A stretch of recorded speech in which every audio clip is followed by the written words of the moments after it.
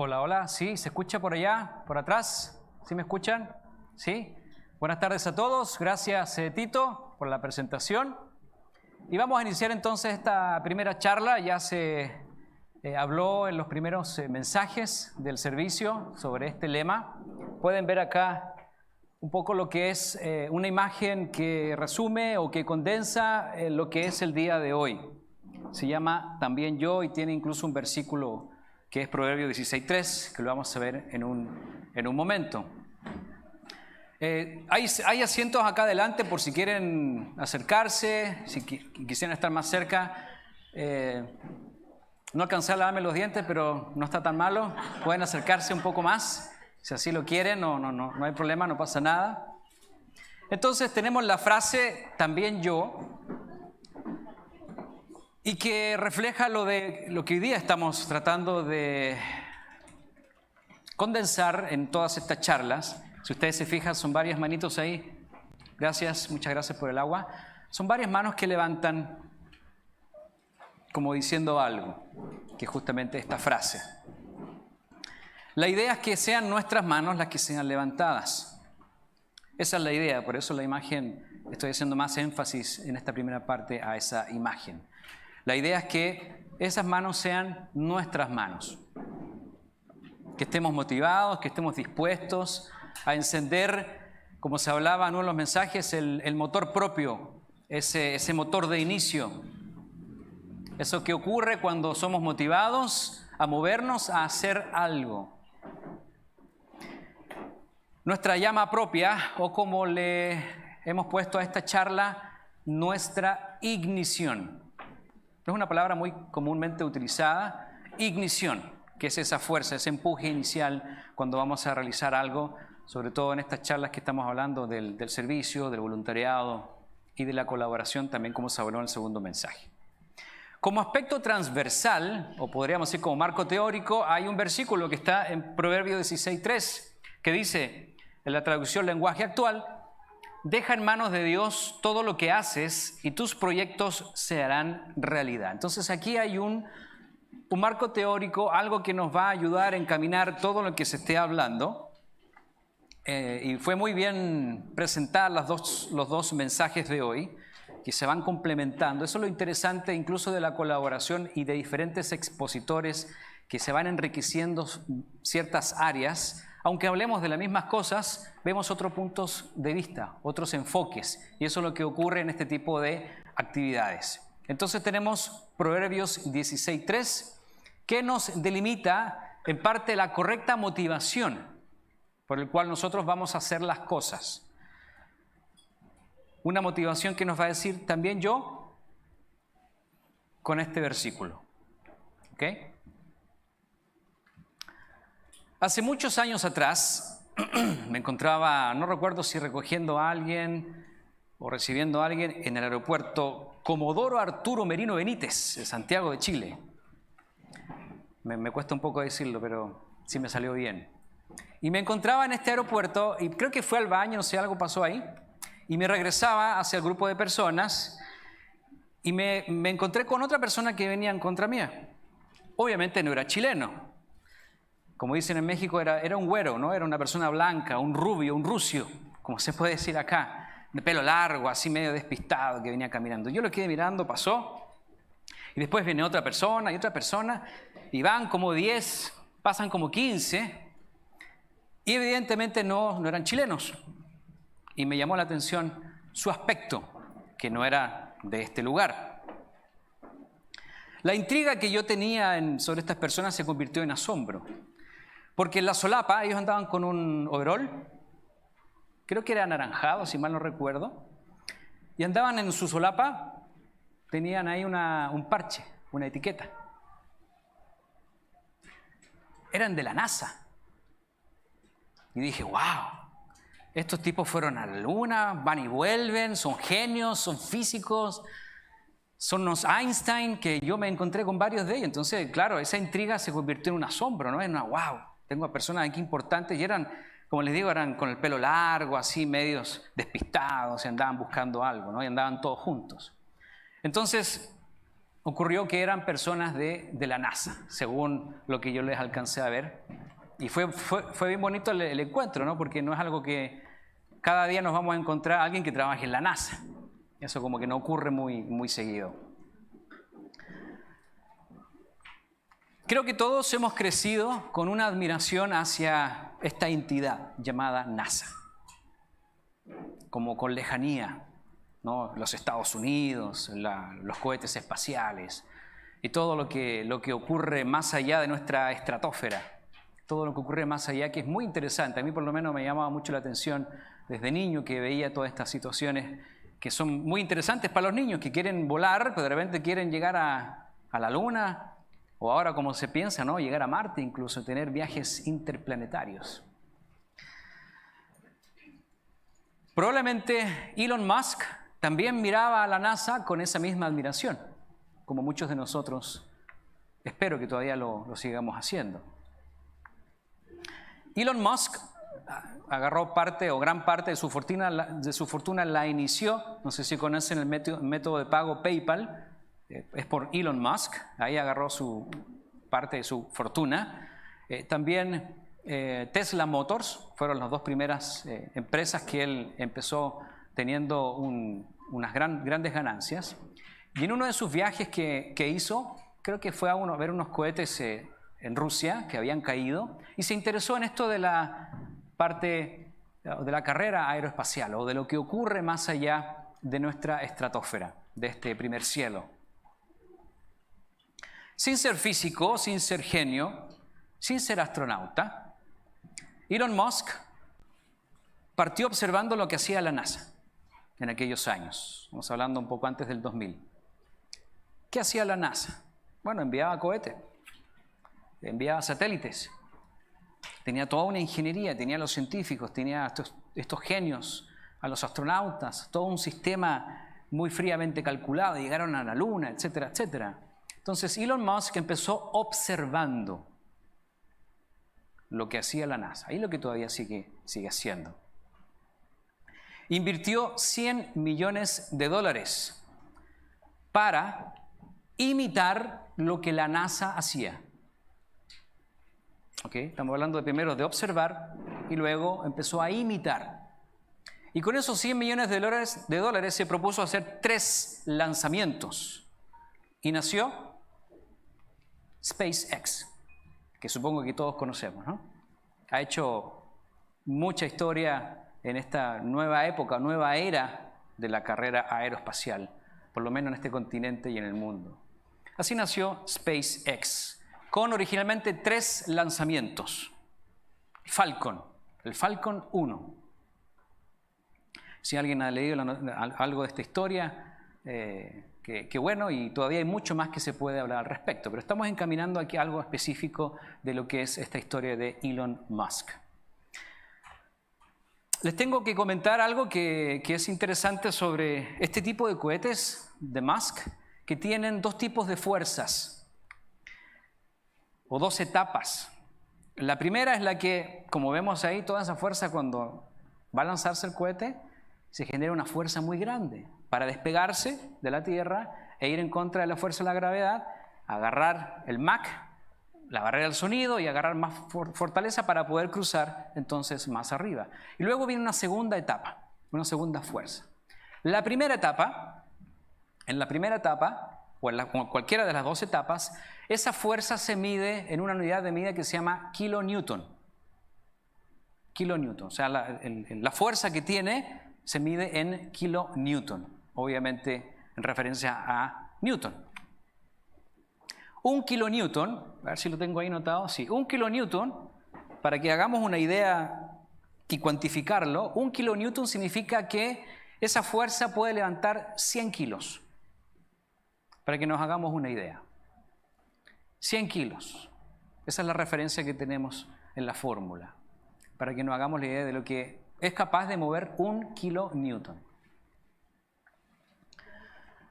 Después de 3 años, SpaceX estaba listo para el lanzamiento de su primer cohete llamado Falcon 1. Falcon 1 tenía una fuerza dinámica en su primera etapa de 450 kilonewton. Esa es la fuerza que tenía, ¿no? Estamos hablando de la fuerza de ignición, que es nuestra ignición, por eso estamos hablando de este punto. Entonces tenía 450 kilonewton, y hay un dato arriba que no les he mencionado, porque el Falcon 1 pesaba 28.000 toneladas, entonces además de cargar su propio peso, tenía una carga útil. Es decir, ¿qué es lo que podía llevar Falcon 1 para dejarla en la órbita? Y eso eran 180 kilogramos. Ese fue el primer lanzamiento de SpaceX con Falcon 1. Esas son las especificaciones técnicas que ocurrió en este momento.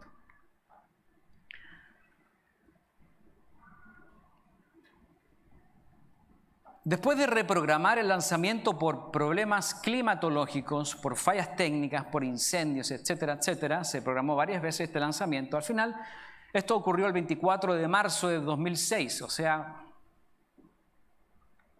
se está cumpliendo, ¿no? ¿Cuántos años 2006 para acá?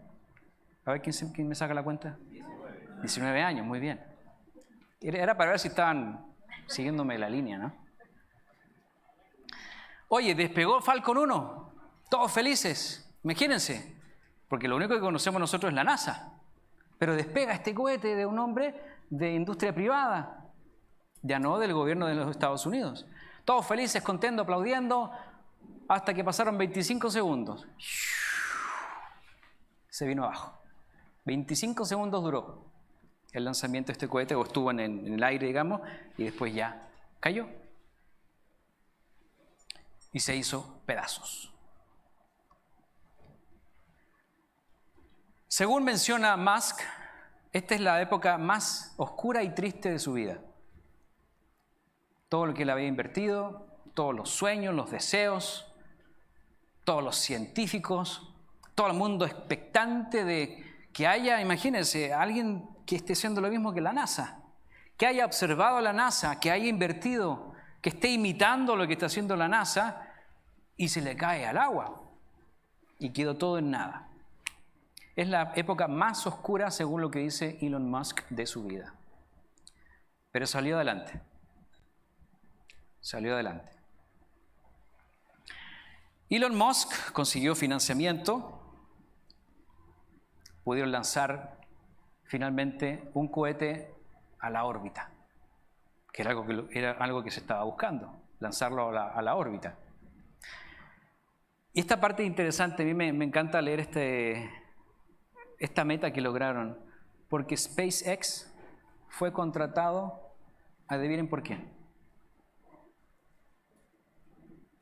por la NASA. La NASA los contrató. Oye, nosotros hacemos esto también, parece que te está yendo bien, lo estás haciendo bien, ¿eh? Te voy a contratar.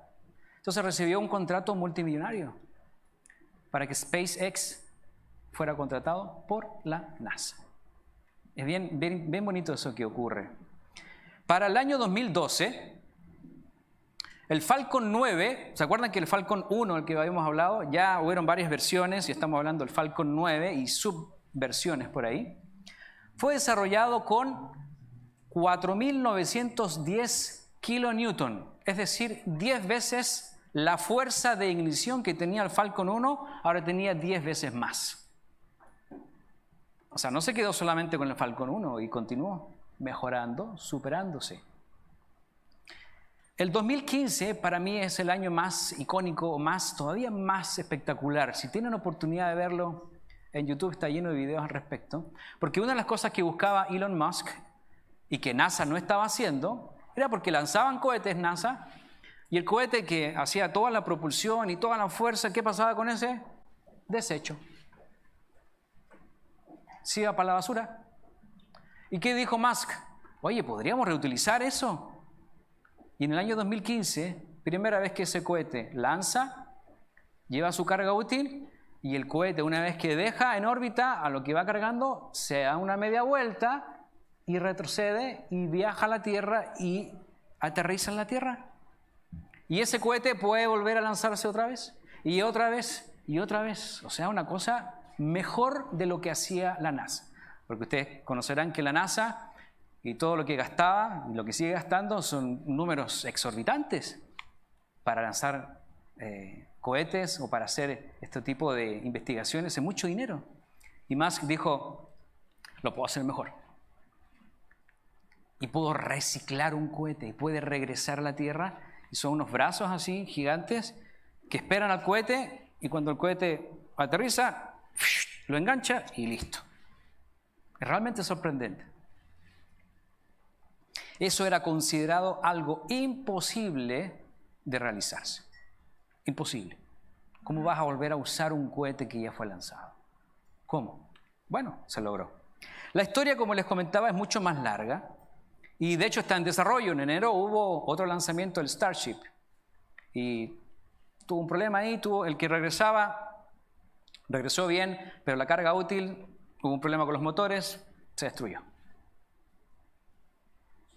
Les comparto esta historia porque por un lado la encuentro fascinante, la encuentro maravillosa, porque estamos siendo espectadores de una nueva época, una nueva etapa de esta carrera aeroespacial. Y que obviamente no solamente Elon Musk y otros ya están haciendo todo la competencia, ¿no?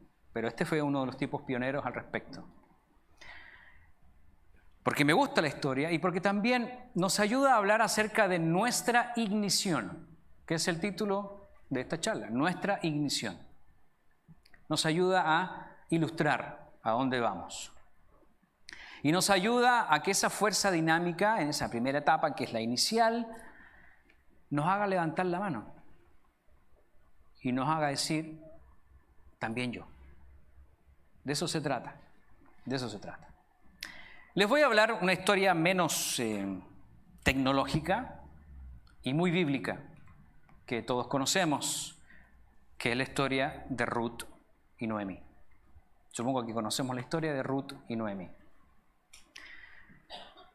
Debido a la gran hambruna en esta área del mundo, Elimelech y Noemí se fueron a vivir a los campos de Moab, una zona alta de Israel, ubicada al sureste del Mar Muerto.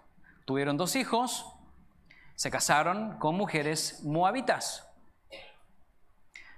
¿Qué pasó? Murió el marido de Noemí, murieron los 2 hijos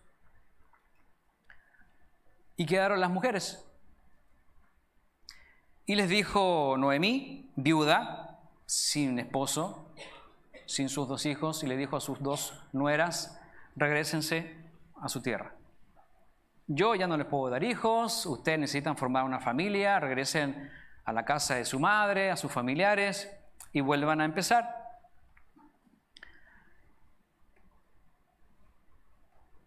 Pero ellas dijeron, no, nos vamos a quedar aquí porque ya tenemos tanta familiaridad contigo, nos queremos tanto, vamos a continuar contigo. Entonces Noemí les dijo, no, ¿cómo se les ocurre? Yo ya estoy vieja, ya no puedo hacer más, no puedo tener más hijos para ustedes, ya va a pasar mucho tiempo. Entonces, Orfa, una de las nueras, tomó la iniciativa y se regresó. ¿Quién se quedó? Ruth. Ruth se quedó con Noemí. Esa es la historia del libro de Ruth. Así comienza de una tragedia y comienza una historia muy bonita. ¿Qué habrá observado Ruth de Noemí? Noten la palabra que estoy utilizando. ¿Qué observó Ruth de Noemí? No sabemos. O sea, la Biblia no lo está diciendo, pero podemos intuir algo. Podemos hacer una especulación sana, porque conocemos las palabras de Ruth, cuando dice, yo me quedo aquí. Probablemente Ruth vio cómo hablaba su suegra, israelita, quizás vio cómo actuaba, cómo pensaba, qué hacía en su tiempo libre. Ella estaba observando continuamente a su suegra, porque era como una madre, y los hijos observamos a nuestros padres 24/7. Eso es lo que hacemos los hijos. Observamos. Porque no era solamente el cariño, la costumbre que había entre ellas, la familiaridad. Lo que vio Ruth en Noemí fue un buen ejemplo. vio un buen ejemplo al lado suyo, observando a su suegra, que era como su madre. Observó. Luego, después de observar probablemente por muchos años, no nos dice la Escritura, a Noemí, Ruth tomó una decisión. Frente a la tragedia, Ruth dijo, ahora voy a imitarte. Voy a hacer lo que tú haces, porque la ha observado muchos años.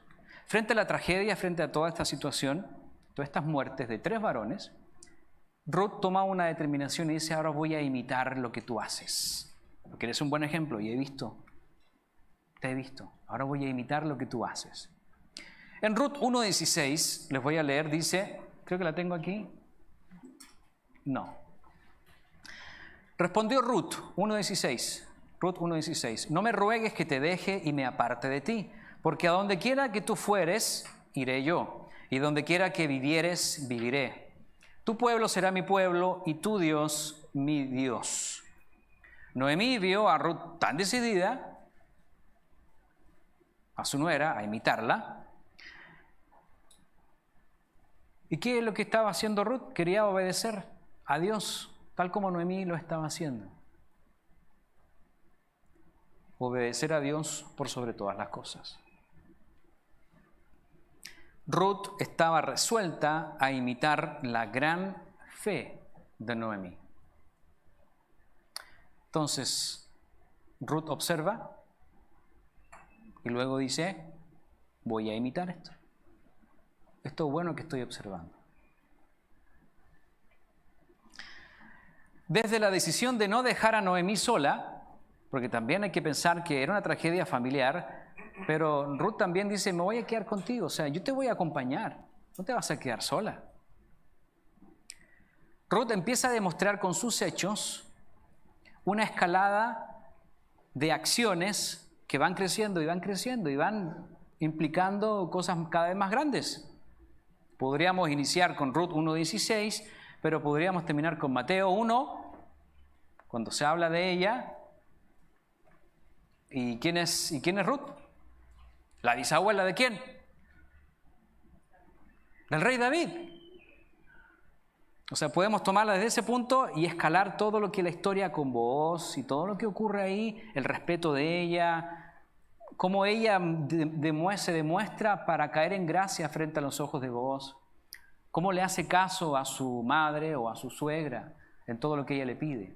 Entonces ella empieza a desarrollar con acciones e imitar lo que ya hacía Noemí, pero también a mejorarse hacia sí misma. Empieza a mejorar su camino, empieza a escalar, empieza a avanzar, empieza a crecer, empieza a desarrollarse. Ya no es Ruth la moabita. Podemos hablar de Ruth, la que está en la genealogía de Jesucristo con el rey David. Entonces podemos tomar los dos lados y ver ese crecimiento de ella en su vida, esas bendiciones de Dios. Ruth tenía una fuerza de ignición considerable. Tenía esa decisión. De eso estamos hablando hoy día. Acuérdense de los cohetes. Esa fuerza, esos kilonewtons. Y podemos distribuir el ejemplo de Ruth en 3 partes. Observar. Ruth observó a Noemí. De nuevo, no tenemos más información de la Biblia, pero esto tuvo que haber ocurrido para que ella tomara la decisión de decir, ahora te voy a imitar, porque me gusta lo que haces, me gusta cómo sirves al Dios de los hebreos y quiero que ese pueblo también sea mi pueblo, como tú le sirves a tu pueblo y como tú le sirves a Dios, yo quiero ser parte de ese pueblo, yo quiero tener ese Dios que tú tienes. Y tercer punto, ella mejoró, fue creciendo. Con disciplina, como se ha hablado hoy día también, hace un momento atrás. Mantuvo esa fuerza de ignición y luego la continuó y la fue escalando poco a poco. Este es el mismo principio que podemos ver con la ilustración de la vida de Elon Musk y SpaceX. ¿Qué hizo primero Elon Musk? Número 1, ¿se acuerdan? Observó la NASA. Vio unos cohetes ahí en Rusia, empezó a observar qué es lo que había aquí y allá. Luego él empezó a invitar, invirtió y empezó a imitar lo que la NASA hacía. Y luego lo mejoró. Son tres puntos bien básicos, pero que pueden ayudarnos a ver el procedimiento de una vida exitosa. De una vida donde podemos poner a Dios para que nos encamine, a que nos ayude a la fuerza de ignición y todos los tips que se están escuchando en estas charlas. Algunos le llaman a estos tres, hay una variación en el tercer punto de igualar y mejorar, pero es muy similar a lo que se le llama en la jerga de empresarios la tecnología de lo obvio. Se le llaman estos pasos. Un principio japonés de cómo una empresa puede emprender y puede ser exitosa en un medio empresarial. Bueno, ahí están los 3 puntos. Curioso, ¿no? Lo podemos aplicar también a nuestras vidas. Son 3 principios bien básicos. Lógicamente, este principio de éxito no es de los empresarios modernos, no es de los japoneses. Está escrito en la Biblia, pero a través de un análisis que hemos hecho y que probablemente muchas vidas exitosas tendrán ese mismo patrón de crecimiento en las vidas de los hombres y mujeres temerosas de Dios. ¿Cómo aplicamos esto en la iglesia? Ya que tenemos a Elon Musk, tenemos a Ruth y Noemí, una historia muy bonita, pero ¿cómo la aplicamos? ¿Cómo lo aplicamos a nuestro sábado a sábado, actividad con actividad, en las fiestas santas de Dios, en la semana, en nuestros tiempos libres? Llevémoslo a algo más concreto, más práctico, más palpable. No olvidemos que tenemos un verso pivote, Proverbios 16:3, que nos habla de nuestras motivaciones. No vamos a hablar de gente que quiere hacer cosas porque quiere un puesto, hay gente que quiere esto porque quiere lo otro, está siempre buscando el beneficio. No vamos a hablar de esa área, vamos a enfocarnos en estos buenos ejemplos. Y estamos en una comunidad, en una iglesia. Hay gente en nuestros países también que está escuchando esta charla y que tal vez lo van a ver en diferido. Deja en manos de Dios todo lo que haces y tus proyectos se harán realidad. No estamos hablando de ganarse la lotería. Estamos hablando de algo que viene en este contexto de esa comunidad que somos, la eclesía, esta familia espiritual. Somos llamados para salir ¿de dónde? De la pasividad. Somos llamados a ser activos en lo que hoy día nos define como cristianos, en lo que hacemos más de lo que dejamos de hacer, como también se enfocaba en uno de los mensajes de hoy. Somos llamados a salir de lo ordinario. Somos llamados a participar en una misión, en un lanzamiento mucho más grande que colonizar Marte.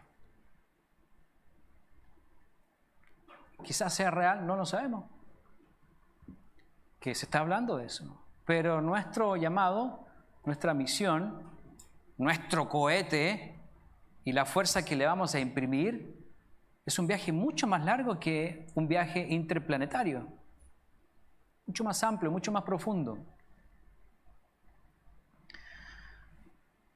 ¿Cuál era el primer punto? Observar. ¿Cómo observamos en la iglesia? ¿A quién estamos mirando?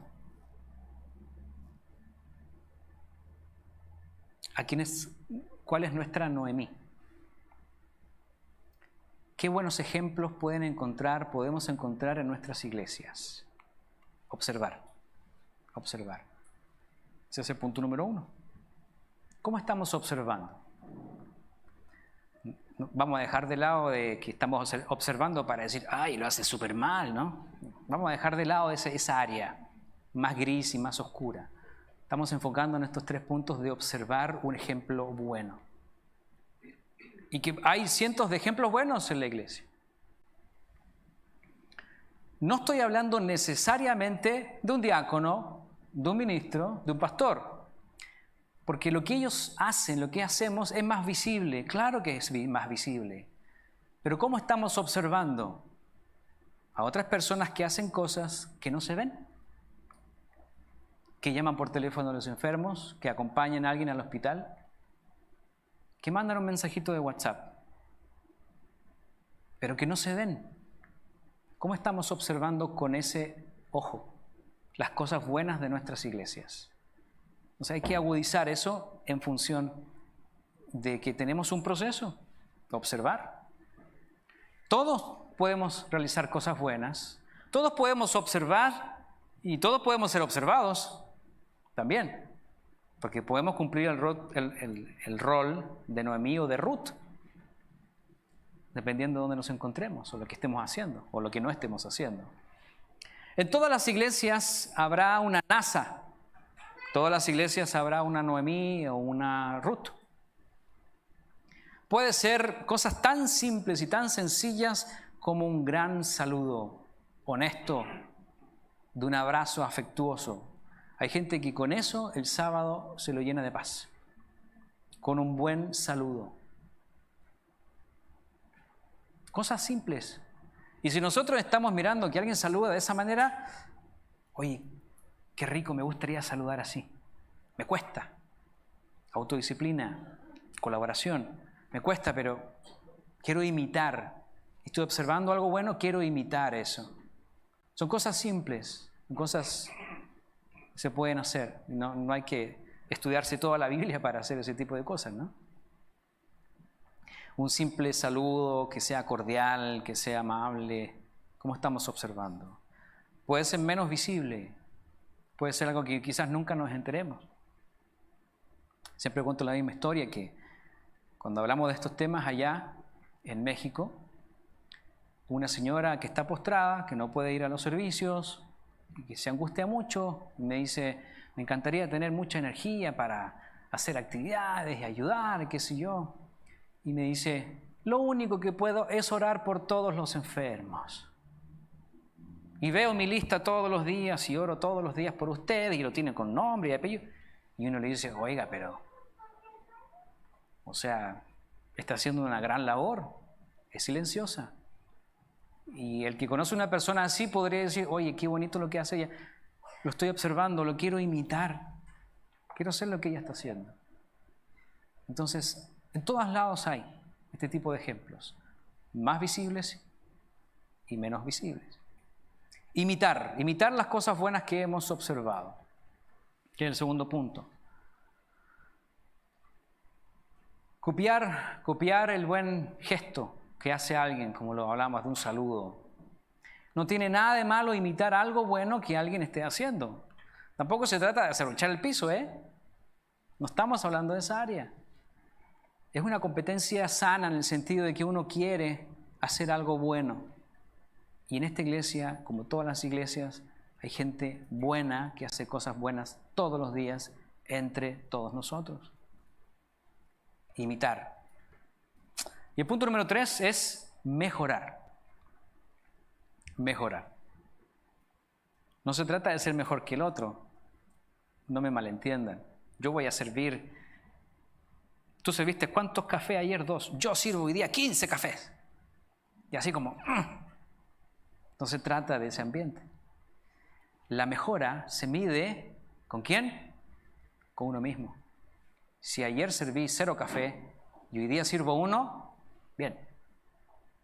Y voy mejorando. Ruth no estaba preocupada de ser mejor que Noemí. Ella estaba preocupada de avanzar, de crecer, de mejorar su relación con el Dios que estaba buscando servir, que era el Dios de su suegra, Noemí. Entonces, nuestra ignición de nuestra primera etapa es la que nos obliga a observar, a imitar y mejorarnos a nosotros mismos. Muy importante eso. Esto lo comento un poco en el club de oratoria. Se dan discursos, discurso 5, discurso 7, discurso 1. Y la tendencia es el 1, ese es como muy básico. Pero el 8, no, ese es una cosa tremenda y difícil. Pero si comparamos entre estos dos, son realidades muy diferentes. El 1 está empezando. Compárelo con el 0 cuando no daba discurso. Y es un gran logro. Y el 8 compárenlo con el 7 y con el 6, y el 5, el 4, el 3, el 2. Entonces no es la misma escala, no es la misma visión que tomamos para incluso una evaluación sana. Y cuando nos evaluamos a nosotros mismos, lo peor que podemos hacer es compararnos con hacia afuera, sino que hay que tomar un espejo y decir, ¿cómo voy? ¿Lo he mejorado o no lo he mejorado? Si aplicamos estos 3 pasos de observar, imitar y mejorar a nuestro deseo de servir a la iglesia, levantando la mano y diciendo, oye, yo también puedo hacerlo. ¿Con quién hay que hablar? Tengo una idea. También yo puedo levantar mi mano. Así se va a fomentar y se va a fortalecer la integración y la unidad en una iglesia. Este versículo lo leyó el señor Saavedra. Efesios 4, 15 y 16. Sino que siguiendo la verdad en amor, crezcamos en todo en aquel que es la cabeza, esto es Cristo, de quien todo el cuerpo bien concertado y unido entre sí por todas las coyunturas que se ayudan mutuamente según la actividad propia de cada miembro. Esto es lo que estamos hablando. Aquí es bastante explícito estos versículos, son realmente maravillosos. Según la actividad propia de cada miembro, recibe su crecimiento para ir edificándose en amor. Se habló del amor también hoy día, de ese como fuerza inagotable para servir a los otros, por amor. Pablo hablaba una fracción de lo que estamos hablando en estos principios. Pablo decía, imítenme a mí. ¿Por qué? ¿A quién imitaba Pablo? Ahí está ese principio. No es porque se crea gran cosa. Imítenme a mí, así como yo de Cristo. 1 Corintios 11:1, perdón. Sed imitadores de mí, así como yo de Cristo. Entonces ese principio lo podemos analizar, desglosar, aplicar en nuestras vidas y en todo términos de práctica se pueden utilizar. Vamos a concluir. ¿Se acuerdan los datos técnicos del Falcon 1? Que ese fue el primer cohete de SpaceX. Teníamos 450 kilonewton y tenía una carga útil de 180 kilogramos. Ese fue el primer cohete con éxito que se lanzó.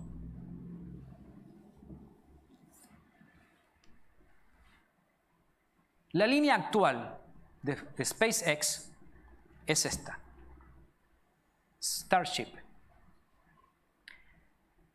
La fuerza dinámica son 72.000 kilonewtons. ¿Se imaginan la fuerza que tiene ese cohete? Y lo que puede cargar este cohete son 100 toneladas, 100.000 kilogramos. Y uno dice, oye, pero ¿cómo puede ser? Bueno, a ver, ya 16 elefantes, 1.300 personas.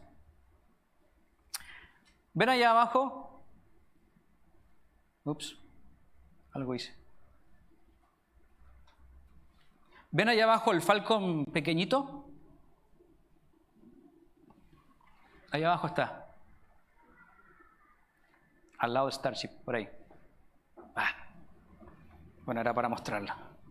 Noten el tamaño que tiene en comparación con la línea de Starship, que es la que se está desarrollando ahora. Ahí está bajito. Falcon 1 ya casi ni se ve, el Starship. Elon Musk no se quedó ahí con el Falcon 1. Miren dónde va. Y no estamos hablando de 100 años de carrera aeroespacial. Estamos hablando del año 2000 acá, o sea, son 25 años solamente, un cuarto de siglo. Y ya quieren mandar a colonizar Marte. Porque claro que cabe gente ahí en ese cohete. El próximo año se piensa hacer ese primer lanzamiento mirando hacia allá, hacia el planeta Marte. Que ese es otro tema, ¿no? Pero Pero eso es lo que se está logrando hoy día y lo podemos estudiar, lo podemos analizar.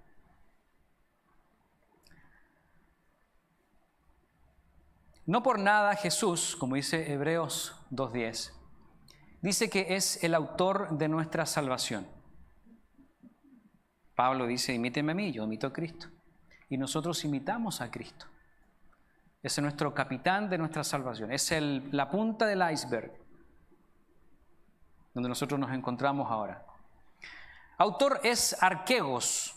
En Hebreos 2:10, cuando habla del autor de nuestra salvación, es arquegos, que significa príncipe, jefe de una tribu o el fundador, el que encabeza algo de carácter prioritario para todos nosotros. El autor de nuestra salvación. Ese es Jesucristo. Si Cristo pudo hacer algo magnífico, siendo ser humano, se despojó de la gloria que tuvo con el Padre antes de la fundación del mundo y estuvo entre nosotros, Emmanuel, y Cristo hizo algo extraordinario como ser humano. Bueno, ¿qué les parece si observamos su vida? ¿Se acuerdan el paso número 1? Observar. Observemos su vida, leamos sus hechos, lo que Él hizo y está registrado en las Escrituras. ¿Y cuál es el segundo paso?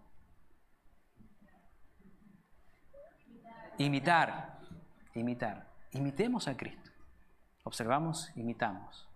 Y luego no lo vamos a mejorar a Él, pero tenemos que mejorarnos a nosotros mismos en nuestra vida cristiana. Mejorar.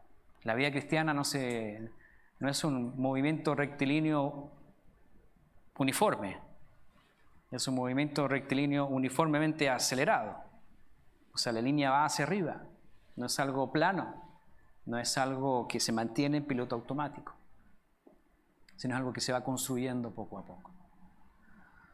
Levantemos entonces las manos, animémonos a decir, también yo, tengamos una ignición poderosa, inicial, que sabemos que va a ocurrir, y mantengámoslas en el camino. Recuerdan que los cohetes tenían 2 etapas, la primera, que era la ignición, y luego la que ocurría hacia adelante, arriba. Son 2 etapas de esa fuerza. Entonces hay que mantenerlo cuando estamos ya navegando en la estratosfera. Entonces tengamos una ignición poderosa para llegar muy lejos, observando, imitando y mejorándonos a nosotros mismos. Que sigan disfrutando de estas charlas. Gracias.